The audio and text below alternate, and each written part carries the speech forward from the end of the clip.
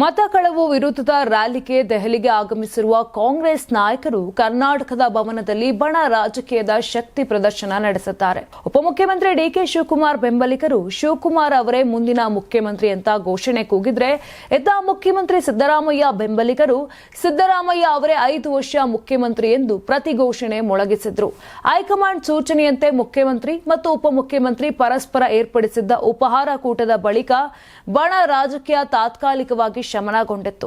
ಆದರೆ ಅಧಿವೇಶನದ ಅವಧಿಯಲ್ಲೇ ಎರಡೂ ಬಣಗಳ ಚಟುವಟಿಕೆಗಳು ಮತ್ತೆ ಬಿರುಸು ಪಡೆದುಕೊಂಡಿವೆ.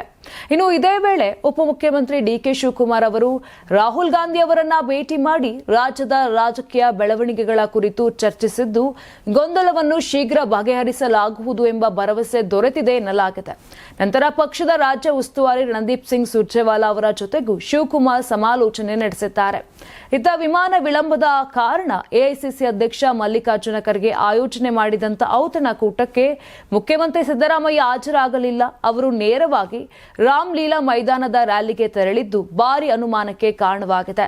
ಯಾರಾಗ್ತಾರೆ ಎಂಎಲ್ಎ ಅಭ್ಯರ್ಥಿ 2028 ಶೀಘ್ರದಲ್ಲೇ ಪ್ರತಿದಿನ ಒಂದೊಂದು ಕ್ಷೇತ್ರದ ಟಿಕೆಟ್ ಆಕಾಂಕ್ಷಿಗಳ ಸಂಪೂರ್ಣ ಮಾಹಿತಿ ಪೊಲಿಟಿಕಲ್ ಜರ್ನಲಿಸ್ಟ್ ಕೆಎಂ ಶಿವಕುಮಾರ್ ಅವರಿಂದ ಕರ್ನಾಟಕದ ನಂಬರ್ 1 ಡಿಜಿಟಲ್ ಮೀಡಿಯಾ ನಿಮ್ಮ ನೆಚ್ಚಿನ ಕರ್ನಾಟಕ ಟಿವಿಯಲ್ಲಿ ಮಾತ್ರ.